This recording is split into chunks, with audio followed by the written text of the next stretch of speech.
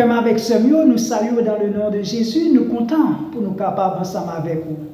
Nous saluons fidèles abonnés nous, si là qui souvent a contacté nous par téléphone pour demander nous comment nous y a pas de nouvelles nous, eh bien nous disons grâce à Dieu, nous bien et n'a résisté.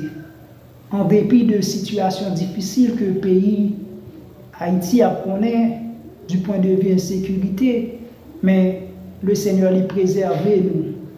Donc, je dis, nous allons regarder ensemble postérité d'Adam dans Genèse chapitre 5, versets 1er à 5. Mais juste avant, nous invitons à prier le Seigneur ensemble avec nous. Seigneur, merci pour faveur, miséricorde. Merci parce que vous pardonnez péché nous et vous donnez nous l'esprit ou l'esprit de vérité qui vous enseigne nous et conduit nous dans toute vérité. Nous prions pour bénir frères et sœurs qui déjà branchés pour continuer à étudier parole ensemble avec nous dans le livre Genèse. C'est grâce faveur que nous réclamons dans le nom de Jésus. Amen. La postérité d'Adam, le verset 1er, il dit, voici le livre de la postérité d'Adam.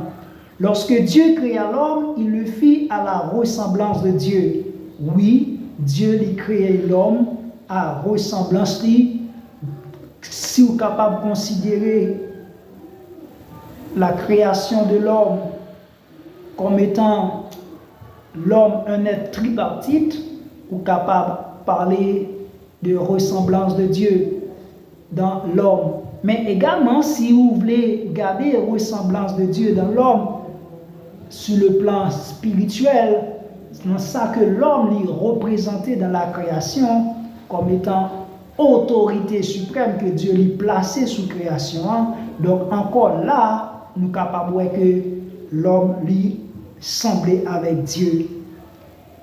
Le verset 2 nous dit, il créa l'homme et la femme. Oui, lorsque Dieu lui dit, faisons l'homme, eh bien, c'était bel et bien question du sexe masculin et du sexe féminin.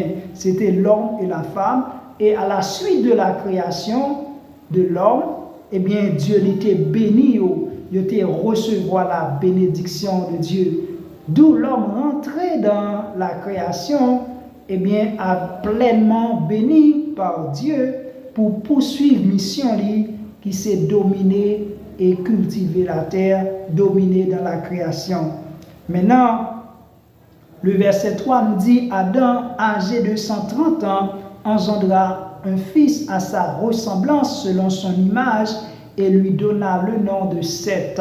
Nous rappelez-nous dans la dernière étude que nous avons fait, nous avons vu comment à la suite de la mort d'Abel, eh bien que Caïn par jalousie il était tué, eh bien Dieu a décidé de remplacer Abel par Seth. C'est ainsi le nom de Seth qui signifie eh bien remplaçant. Dieu remplacé Abel par Seth et désormais le plan de Dieu nous est capable de voir ça dans la fin étudiant, il va continuer dans la vie de Seth comme étant la postérité de la femme, ce que Satan était craint et c'est une raison qui fait qu'il était poussé et Caïn tuer Abel parce que Abel aux yeux du diable il était capable eh bien ressembler à cela qui prend une éventuelle postérité de la femme. Et maintenant, il va continuer pour lui dire, il fait certes selon ressemblance et selon image, et il va non ça le nom de Seth, Jean que nous connaissons, le nom de Seth signifie remplaçant. Le verset 4, les jours d'Adam après la naissance de Seth fit de 800 ans. Donc après 130 ans, eh bien, Adam vit 800 ans encore après la naissance de Seth. Donc lorsque nous prenons 130 plus 800, ça va nous 930 ans. Donc Adam il vit pendant le pèlerinage sur la terre 930 ans. Et nous sommes capables de comprendre la vie de l'homme, eh bien, au début de la Genèse, était bel et bien longue. Nous pouvons comprendre la vie de l'homme au fur et à mesure avec le temps, raccourci à cause de l'ampleur du péché, l'effet du péché dans la création. Eh bien, Dieu pourra limiter la vie de l'homme. Désormais, l'homme n'est pas capable de vivre longtemps encore.